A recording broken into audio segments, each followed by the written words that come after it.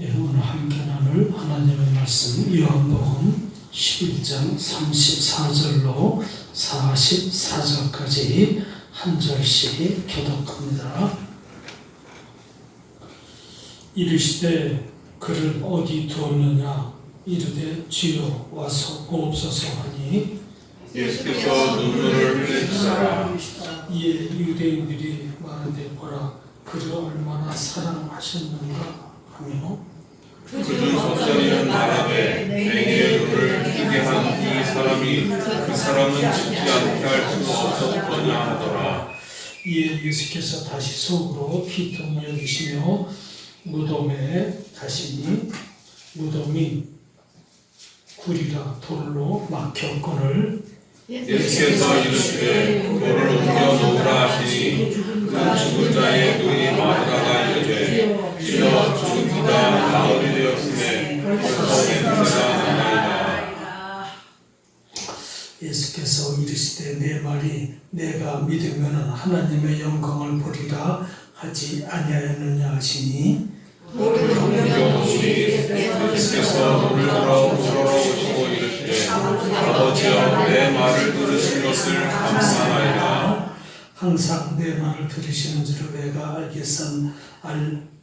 알았나이다. 그러나 이 말씀 하옵는 것은 둘러선 무리를 위함이니 곧 아버지께서 나를 보내신 것을 그들로 믿게 하려 함이니이다.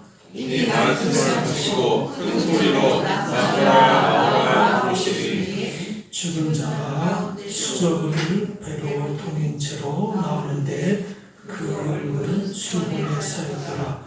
예수께서 이르시되 너와 안녕하시라 하시니라. 아멘. 오늘 나눌 말씀 제목이 부활을 체험한 사람들. 자, 우리들도 부활을 체험하면서 살아가야 되고 부활에 대한 소망과 확신을 갖고 살아갈 때에 2000년 전에 예수님께서 부활하신 그 의미가 그 가치가 부활되는 겁니다. 그래서 우리는 부활을 누리는 그런 삶, 부활을 증거하는 그런 삶이 되어야 될 줄 믿습니다. 제가 설교를 준비하면서 예수님이 공생애 중에 죽었다 살아난 사람들, 그러니까 예수님께서 죽은 자를 살리신 그 사례가 모두 몇 건이 있나 하고 살펴보니까 모두 3건이 있었어요. 물론 여기서 죽었다가 살아난 사람들은 다시 죽기는 했어요. 그런데 성경에서는 이 3가지의 다시 살아난 그 사건을 통해서 뭘 보여주냐면은 예수 그리스도께서 부활의 주님이시고 생명의 주님이시고 영생을 우리에게 주신다는 것을 갖다가 예표로 보여주시고 또 맛배기로 우리에게 보여주시면서 주님은 부활의 주님이시다 하는 것을 갖다가 이 시대뿐만이 아니라 지금 이 시대에도 우리에게 산 사례로서 우리에게 보여주고 있는데요. 첫 번째는 누가복음 7장에 보면요. 나인성 과부의 아들을 살리셨어요. 자, 이 과부는 오직 아들만 믿고 의지하면서 소망을 두며 살아가는 한 과부인데 그 아들이 그만 젊은 나이에 몇 세인지는 모르는데 어느 날 갑자기 그가 그만 생명을 잃어버렸어요. 그러니 그 충격이 그 슬픔이 얼마나 컸었겠어요.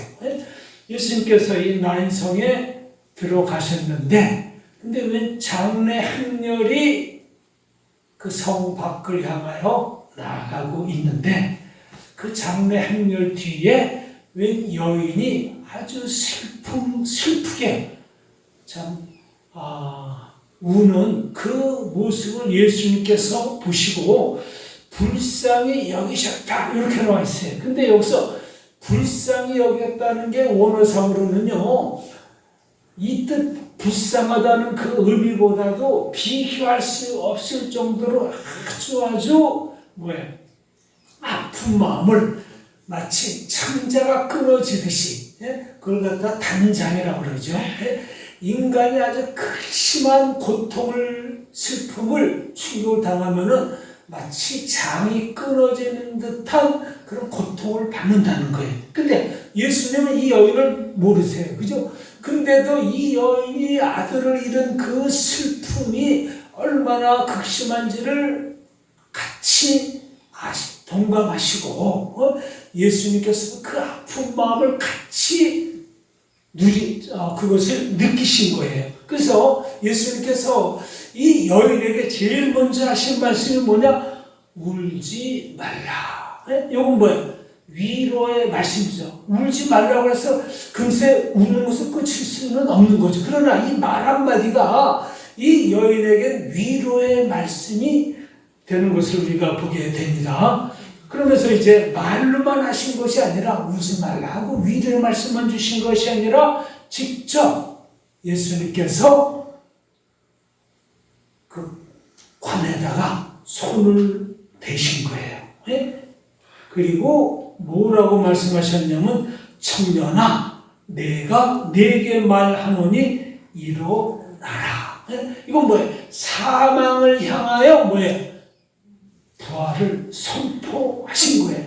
사망에서 생명으로 옮겨지는 데에 예수님께서 이것을 명령을 하신 거예요. 이건 정말 부활의 주님이신 것을 예표적으로 미리 보여주시는 것이고, 점차 사망에서 생명으로 모든 인류들을 믿는 자마다, 부활의 주님이신 것을 믿는 자마다 그것을 함께 누리도록 하겠다는 언약의 말씀이시면서 선포의 말씀이 되는 겁니다. 그렇게 예수님께서 내가 네게 말하노니 일어나라 하고 명령하셨을 때 그가 일어나 앉고 말도 하거늘. 그러면서 예수님께서 일어난 그 아들을 그 어머니에게 건네주셨어요. 자, 이 사건을 통해서 이 나인성에 예수님이 생명의 주님이시고 부활의 주님이신 것이 많은 사람들에게 드러났죠. 이처럼 예수님께서는 부활의 주님이신 것을 이 나인성 과부가 아들을 잃은 것에 대해 살리셔서 그 부활을 증거하신 것을 갖다가 볼 수 있습니다. 자, 이 이스라엘, 이것은 중동 지방이라 날씨가 덥기 때문에 장례를 당일로 치른다는 거예요. 며칠 두게 될 것 같으면 시신이 금세 부패를 하니까. 그러니까 뭐 슬픔을 오래 그렇게 행할 수도 없는, 참, 우리나라에서는 요즘 3일장으로 하는데 3일장도 뭐 금사가더라고요. 돌아가시고 준비하고 그 다음날 둘째 번째 날 이제 장례 조문객들 받고 그 다음날 아침 일찍이 뭐예요? 화상터로 터나죠. 자, 근데 이 중동지방에서는 그 당일에 장례를 치렀다고 합니다.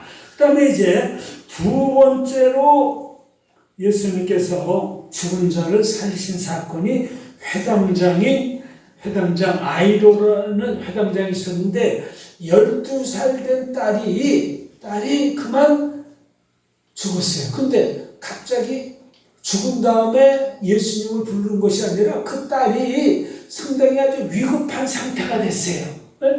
그러니까 이제 이 딸이 죽을 수도 있겠다는 생각이 들어갖고 이 회당장이 예수님이 계신 곳으로 달려와서 우리 딸이 지금 위험한 사망의 지경에 이르렀는데 빨리 오셔서 고쳐주세요 라고 그렇게 부탁을 했는데, 여기서 예수님께서 막바로 가신 것이 아니라 거기서 시간을 좀 지체하셨어요. 그런데 갑자기 그 아이로 회당장의 심부름꾼이 와갖고, 주인님, 따님이 벌써 숨을 거두었습니다. 이렇게 얘기를 한 거예요. 그러면 예수님께서 이미 죽었으니 어쩔 수 없다. 이렇게 하신 것이 아니라 가자 이랬어요. 가자. 그래갖고 이미 죽은 그 회당장의 딸이 죽어 있는 그 방에 제자들과 그 가족들을 데리고 들어가서 뭐라고 하셨습니까?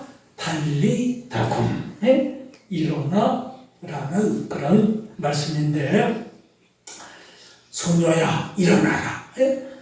그 말씀대로 이 소녀가 벌떡 일어났어요. 여기서도 이제 부활의 주님이신 것을 여기서 이제 확실히 두 번째로 보여주시고 있고, 그 다음에 이제 세 번째 이제 죽음에서 살아난 가장 대표적인 인물이 누굽니까? 마리아와 막달라, 마리아와 마르다의 오빠가 되는 나사로.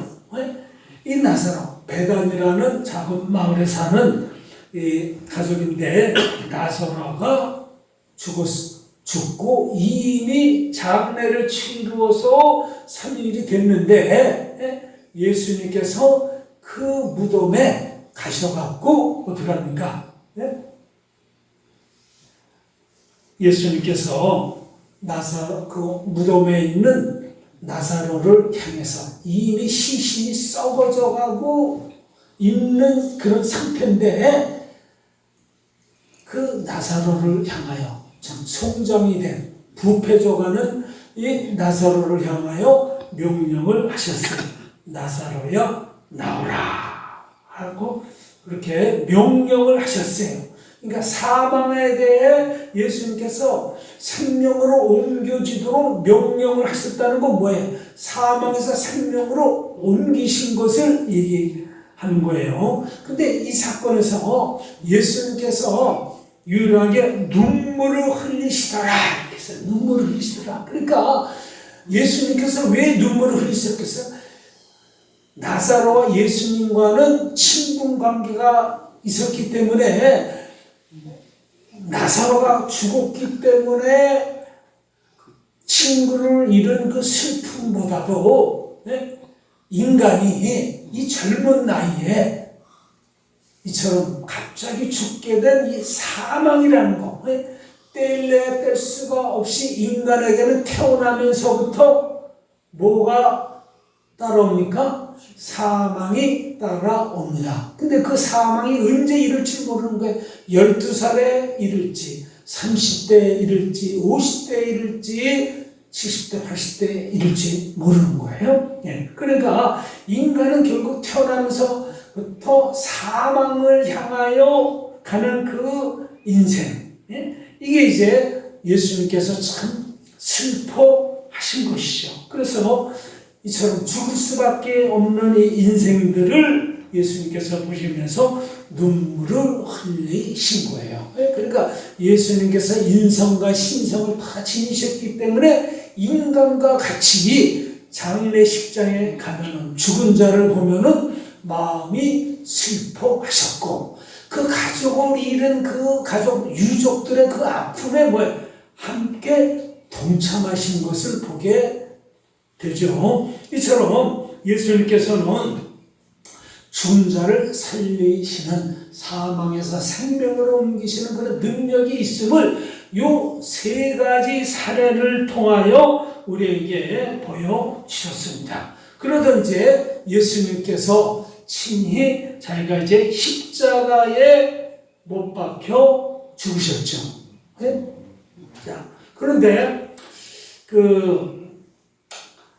마태복음 27장에 보면요, 이에 성소 휘장이 위로부터 아래까지 찢어져 둘이 되고, 그러니까 예수님께서 내가 모든 것을 다 이뤘다라고 선포하신 그 순간에 성소의 가죽으로 된 휘장이, 커튼이 위에서부터 아래까지 쫙 찢어져 내렸어요. 이건 뭐냐? 이제 더 이상 죄사함을 받기 위하여 짐승의 제사가 필요 없다는 제사 제도의 종식을 알리는 거예요.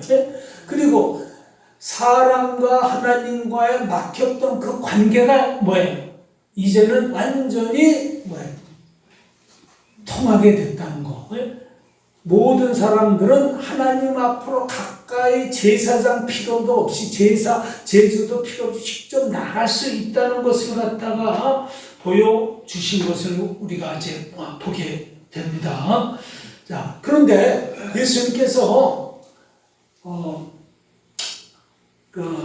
마태복음 아까 말씀드린 것은 27장 51절에서 53절에서 아주 놀라운 부활의 사건이 일어나는데요. 이에 성소 위장이 위로부터 아래까지 찢어져 둘이 되고 땅이 진동하여 바위가 터지고 무덤들이 열리며, 자, 이것은 이제 예수님께서 부활하기 직전에 나타난 무덤들이 열리고 자던 성도들이 몸이 많이 일어나되, 부활의 사건이 예루살렘 뭉쳐 있는 무덤에서 무덤들이 열리면서 죽은 자들이 살아난 거예요. 부활한 거예요. 그래가지고 그들이 성 안으로 들어온 거예요.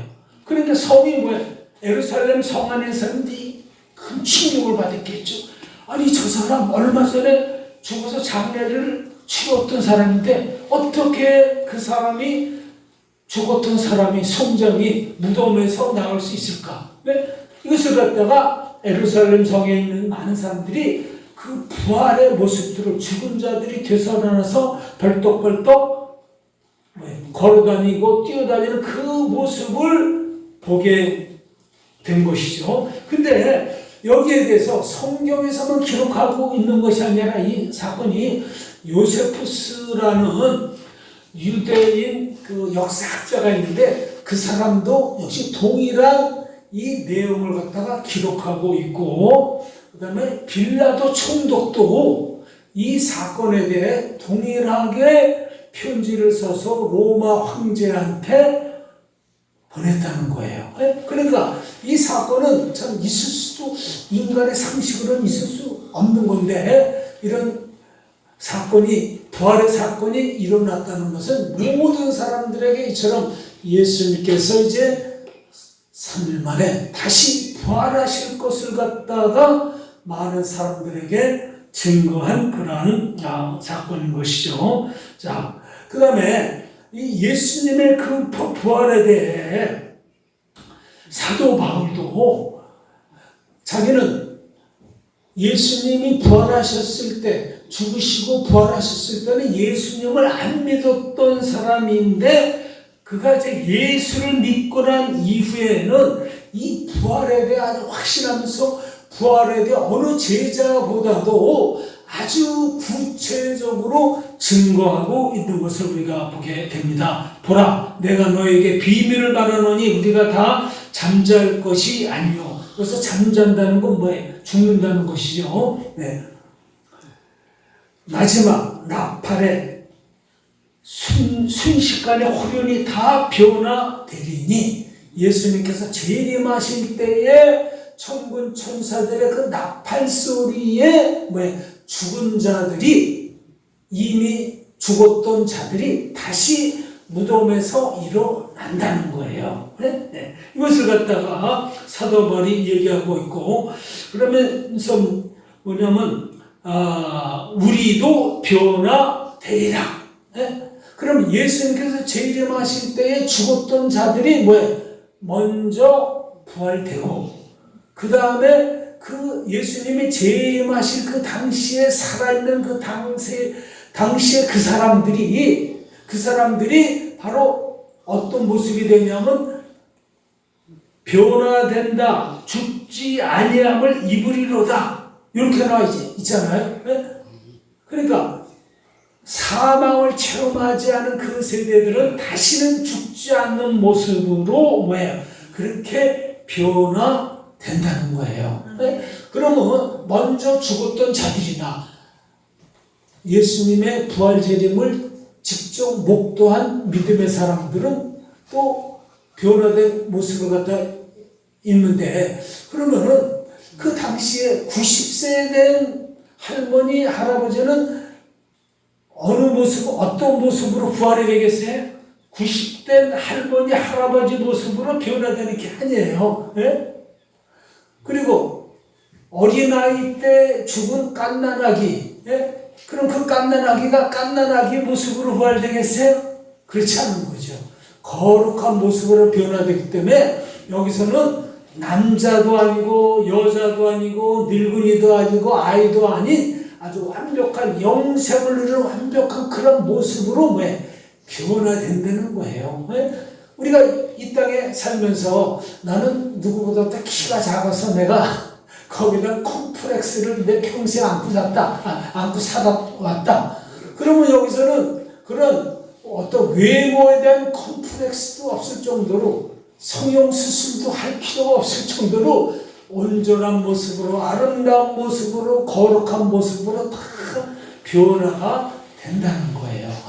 더 바람직한 것은 변화될 때에 남자도 없고 여자도 없이 천사의 모습으로. 만일 천국에서도 남자가 있고 여자가 있고 그러면 또 결혼을 해야 되고 애를 낳고 이러면 이게 천국이 될 수가 없는 거예요. 그러니까 우리들은 다 천사의 아름다운 모습으로 늙지도 아니하는 외적인 외형상으로도 거의 완벽한 모습으로 아름다운 모습으로 우리가 부활이 됐다 하는 것을 갖다 우리가 여기서 알아야 될 줄 믿습니다. 그러면 우리가 예수님이 부활하신 것은 2000년 전의 사건인데 이 시대에 우리가 2000년 전에 일어났던 예수님의 부활만을 얘기하면 안 되겠죠. 예수님께서 부활하신 그 이유를 그리고 부활된 그 모습으로 변화된 모습으로 우리가 부활의 의미가 적용되고 부활의 의미가 실천되는 그런 삶을 살 때에 우리가 부활의 증인으로 살게 되는 거예요. 이게 이제 제일 중요한 것이죠. 그렇죠? 여기서 부활된다는 건 뭐예요? 우리가 거룩한 주님의 모습으로 변화돼서 성화된 삶을 산다는 거. 이게 이제 부활의 시대에 살아가는 우리 그리스도인들의 의무인 거예요. 그래서 고린도전서 15장 50절, 58절에 사도 바울이 우리 주 예수 그리스도로 말미암아 우리에게 승리를 주시는 하나님께 감사하노니 그러므로 내 사랑하는 형제들아 견실하며 흔들리지 말고 항상 주일에 더욱 힘쓰는 자들이 되라. 이는 너희 수고가 주 안에서 헛되지 않은 줄 암이라라. 그러니까 예수님의 부활을 믿는 사람들은 부활된 모습으로 변화된 모습으로 견실된 삶으로 살아야 될 의무가 우리 모두에게 있는 것이죠. 그래서 우리가 이 성경을 통해서 정말 예수님을 믿고 완전히 달라진 삶을 산 사람, 이 사람들도 부활된 삶을 산 것이죠. 흔한 말, 성경에서 제일 많이 쓰여지는 거듭남의 삶을 사는 것이 중요한데 그 대표적인 인물이 삭개오, 세일이 삭개오. 그가 예수님을 만난 후에는 완전히 변화가 돼서 자신이 모은 모든 재산을 정리해서 가난한 사람들에게 나눠주고 그러므로 예수님께서 너의 구원이 네 집에 이르렀다. 너야말로 이제 아브라함의 후손이 되었다. 하고 예수님께서 인정해주는 삶, 삭개오처럼 확실하게 변화된 그런 모습. 이게 부활된 모습이죠. 그 다음에 또 대표적인 인물 막달라 마리아. 막달라라는 작은 마을의 이 여인은 7의 귀신에 시달려서 병마에 어마어마한 고통을 받았던 여인인데 예수님을 만남으로 인해서 예수님으로부터 치료를 받아갖고 그가 변화된 삶을 아주 일관성 있게 끝까지 예수님의 부활의 증인으로서 산 여인이에요. 자, 누가복음 8장 2절 3절에 또 악기를 쫓아내신가 병 고침을 받은 어떤 여자들 곧 7 귀신이 나간 자 막달라인이라고 하는 마리아와 헤롯 청지기 구사의 아내 요한나와 수산나와 다른 여러 여자가 함께하여 자기들의 소유로 그들을 섬기더라. 예수님과 그의 제자들을 끊임없이 지속성 있게 숨겼다는 거예요. 근데 예수님께서 이 막달라 마리아에게 부활하신 자신의 모습을 제일 먼저 보여주시고 부활의 첫 증인된 것이 누구예요? 막달라 마리아. 끝까지 이처럼 헌신적으로 섬기니까 예수님께서 수제자 베드로에게 부활된 모습을 제일 먼저 보여주신 것이 아니라 막달라 마리아에게 제일 먼저 보여주셨어요. 안식 후 첫날 일찍이 아직 어두울 때에 막달라 마리아가 무덤에 와서 돌이 무덤에 옮겨진 것을 보고 이 새벽녘에 이미 죽으셨는데 그러면 예수님과의 관계가 다 정리되고 다 끝난 게 아니에요? 그런데 돌 무덤에 갇히신 그 예수님을 섬기기 위해서 무덤에 찾아갔는데 거기서 왜 부활하신 주님을 만나게 하신 거예요. 예수님께서 마리아야 하시거늘 부활하신 다음에 제일 먼저 만나주시고 이름을 부르신 그 여인이 바로 막달라 마리아였습니다. 막달라 마리아는 완전히 부활된 한 제자로서 성도로서 그런 삶을 살았기 때문에 부활의 영광을 제일 먼저 목도한 체험한 여인이 되었습니다. 우리들도 막달라 마리아처럼 삭개오처럼 거듭나고 변화된 이런 부활의 삶이 되시기를 주님의 이름으로 축원드립니다. 아멘.